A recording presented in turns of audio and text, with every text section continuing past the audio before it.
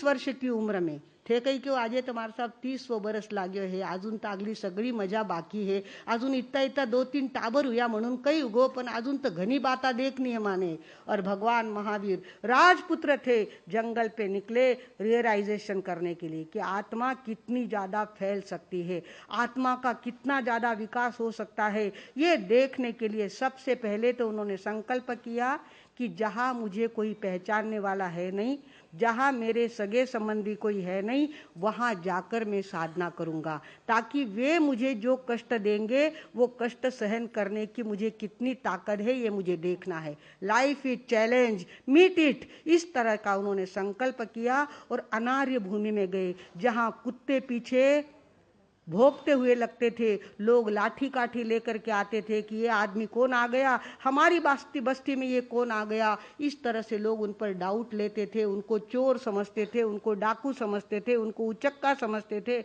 पर सारे विपरीत वातावरण को सहन करते हुए अपने आप को शांत रखने की कोशिश उन्होंने की। तो कोशिश करते करते उन्होंने देखा अवधि ज्ञान तो उनको जन्म से ही था, उसके आगे मन पर्यव ज्ञान उनको हो गया। मन पर्यव ज्ञान में उनको औरों के मन में क्या चल रहा है उसका एक्सरे उनके मन में आने लग गया। सामने कोई भी देखे उसका एक्सरे, अरे बाप रे, मेरी संवेदना इतनी बढ़ गई है कि सामने वाले का चलता हुआ मन मेरे ध्यान में आ रहा है, सामने वाले की बातें मेरे ध्यान में आ रही है, इसके आगे और क्या हो सकता है, इसको रियलाइज करना है मुझे। और एक दिन ऐसा हुआ कि उनको साधना करते करते मौन पालते पालते 12.5 साल हो गए थे।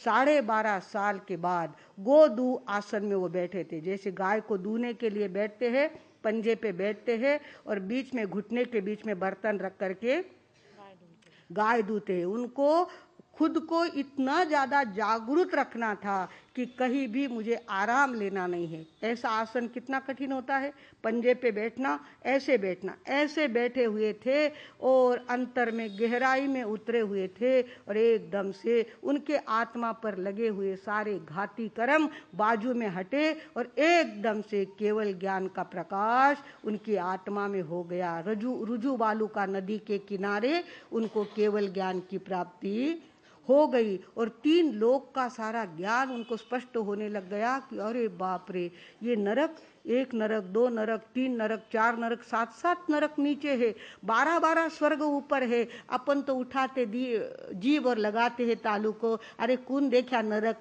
कौन देखा स्वर्ग, गया बिना कठू दिशिता नहीं, आठू बैठा बैठा थोड़ी दिशे के, तो साधना करो तो दिशे, नहीं तो मर्या पे मेल्याशिवाय स्वर्ग दिसत नाही। पण स्वर्ग सगळ्यांना मिळत नाही ना, सगळे स्वर्गात गेले असते तर किडे मकोडे कोण झाले असते, गाई म्हशी कोण झाले असते, बकऱ्या कोंबड्या कोण झाले असत्या। ये सारे जीव जो है ये आत्मा का ही प्रवास है भगवानों। भगवान महावीर को 3 काल और 3 लोक का ज्ञान स्पष्ट हो गया और उनको लगा कि अब मैक्सिमम सेंसेशन का प्रोग्रेस मैंने कर लिया है। और तब उन्होंने सोचा कि अब बस्ती में जाऊंगा, लोगों को उपदेश दूंगा, इस मार्ग पे चलो, प्रकाश का रास्ता अपनाओ, अंधकार के रास्ते को छोड़ो। जहाँ भी भगवान विराजते थे 16-16 किलोमीटर चारों तरफ उनके वेव्स फैलते थे और उस वेव्स में उनके वेव्स इतने ज़्यादा अहिंसक थे, इतने मैत्रीपूर्ण वेव्स थे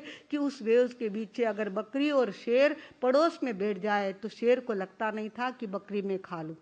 वातावरण का प्रभाव होता है। इस तरह से विरोधी बिल्ली और चूहा पड़ोस में बैठे हैं तो उनको लगता नहीं था बिल्ली को कि मैं चूहे को खा लूँ, उसको लगता था कि मैं तो इतना अच्छा लग रहा है मुझे भगवान की वेव्स। भगवान जब मोक्ष में जाते हैं तो वो क्या करते हैं, कई करे वे नहीं, आत्मा ने भेजे, समुद्घात करते हैं, वो केवली समुद्घात करते हैं। भगवानों, ये जिंदगी के कुछ रहस्य है आपके सामने परोसना, ये हमारा कर्तव्य हम समझते हैं। तो वो समुद्घात करते हैं तो आत्मा को शरीर से बाहर निकाल करके उसको फैलाते हैं। आत्मा की चादर इतनी बड़ी होती है, 3 लोक को वो ढक सकती है, इतनी बड़ी चादर उनकी होती है। तो आत्मा के प्रदेश नरक में भी जाते हैं, और नरक में जाने के भी क्या करते हैं, अपने आत्मा पर जो कचरा बच गया है उसको झटकने के लिए पूरी चादर खुली कर देते हैं, और चादर खुली करते हैं तब नरक में भी वो आत्मा के प्रदेश जाते हैं। तो उन नारकीय लोगों को लगता है कि इतनी भयंकर वेदना में आज हमको अच्छा क्यों लग रहा है, ठंडक क्यों लग रही है, बहुत अच्छा अनुभव क्यों आ रहा है। यहाँ एक भगवान केवली समुद्घात करते हैं तो नरक के जीवों को भी शांति का अनुभव होता है। भगवानों, इस तरह से ये हमारी आत्मा इतनी ज़्यादा प्रोग्रेस की संभावना इसके अंदर भरी हुई है, और हम हैं कि छोटी छोटी बातों में अटक कर आत्मा को और ज़्यादा ढकने का काम करते। खोलने का तो काम होता नहीं, ढकने का काम करते हैं। और ढकती किससे आत्मा?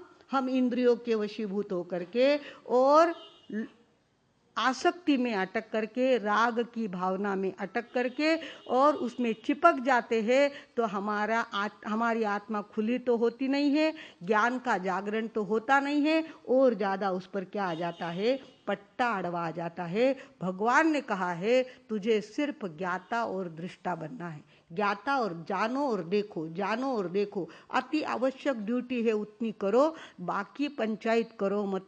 जानो और देखो, जिसका जैसा योग है वैसी ही बातें बनने वाली है।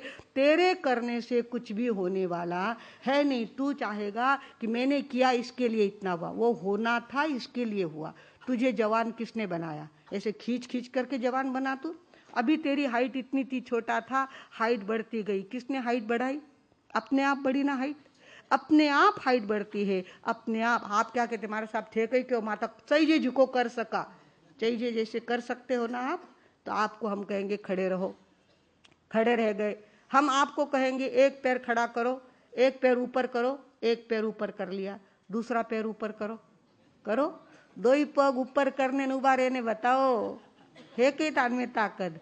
कुदरत ने जितना हमको ये इंस्ट्रूमेंट दिया है और जितना जैसा उसको चलाना है वैसा वो चलाती है। हम उसके अंदर अपने कर्ता भाव को जागृत करते हैं। मैं इन घर वास्ते मर गई पर इन घर नहीं कभी मैंने जज दियो नहीं। इस तरह से हम और नए कर्म बांधते हैं। ये योग था मेरा, मेरे कर्म ऐसे थे, इसी घर में मुझे आना था, इतने ही बच्चे मुझे होने थे, ऐसा ही पति मुझे मिलना था। मेरे कर्मों का हिसाब चुकाने के लिए मैं यहाँ पे आया था। कर्मों का हिसाब चुक रहा है और उसमें ज्ञाता और दृष्टा हमारी जानो और देखो, जानो और देखो, और बाकी सब डाइजेस्ट करो। जानो देखो डाइजेस्ट करो, जानो देखो डाइजेस्ट करो, और अति आवश्यक है उतनी ड्यूटी करो। बाकी किसी के स्वभाव को हम मोड़ नहीं सकते, किसी के स्वभाव को हम रोक नहीं सकते। वो अपने ढंग से रहे, हम अपने ढंग से रहेंगे। हमारे कवियों ने कहा है, हे वीतराग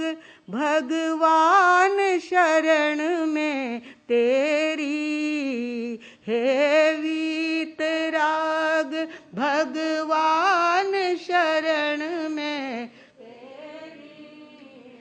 बस ज्ञाता दृष्टा रहे परिणति मेरी, बस ज्ञाता दृष्टा रहे परिणति मेरी। निज को बिन जाने नाथ फिरा भववन में, निज को बिन जाने नाथ फिरा भववन में। सुख की आशा से लिप झपटाई न विषयन में, सुख की आशा से झपटाई जूं कफ में माखी बैठ पंख लपटावे, जूं कफ में माखी बैठ छठ पंख लिपटावे, अरे तड़प तड़पवा यूं ही प्राण गवावे, अरे तड़प तड़पवा यूं ही प्राण गवावे।